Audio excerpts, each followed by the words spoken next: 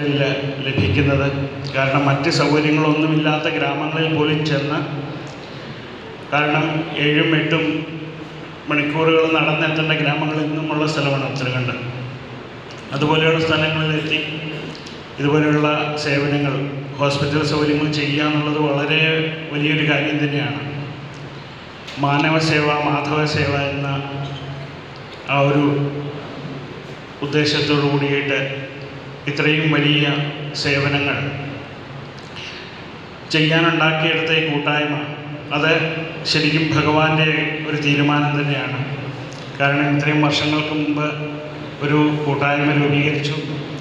അതിന്നും വളരെ ഭംഗിയായിട്ട് മുമ്പോട്ട് കൊണ്ടുപോകാൻ സാധിക്കുന്നു എന്നുള്ളത് ഓരോ മനുഷ്യനെ സംബന്ധിച്ചും വളരെ പ്രാധാന്യം നിറഞ്ഞതാണ്.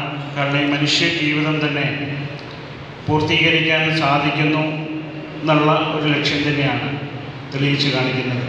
കാരണം ഇതുപോലെയുള്ള സേവനങ്ങളിലേക്ക് എത്തുക എന്നുള്ളത് വളരെ മനസ്സിന് സന്തോഷം നിറയ്ക്കുന്ന പ്രവർത്തനമായി എടുക്കുന്നവർക്ക് മാത്രമേ കൂടുതൽ ചെയ്യാൻ സാധിക്കുകയുള്ളൂ.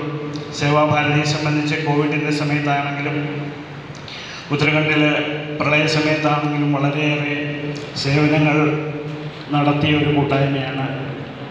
ഈ സേവാഭാരതി ഇനിയും മുമ്പോട്ട് വളരെ ഭംഗിയായിട്ട് നമുക്ക് സേവനങ്ങൾ ചെയ്ത് മുമ്പോട്ട് പോകാൻ സാധിക്കട്ടെ. ഇന്നിപ്പോൾ വയനാട്ടിലും വലിയൊരു പ്രളയം കഴിഞ്ഞ കാലഘട്ടമാണ്. ഈ സമയത്ത് സേവാഭാരതിയുടെ ഭവനങ്ങൾ ഭാവിയിൽ അവിടെ പലർക്കും സഹായകരമാകും.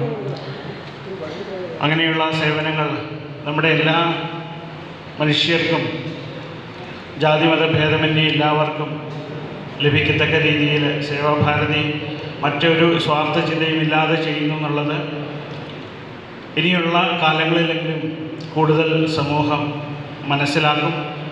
അതിന് എല്ലാവർക്കും സാധിക്കട്ടെ എന്ന് പ്രാർത്ഥിക്കുന്നു.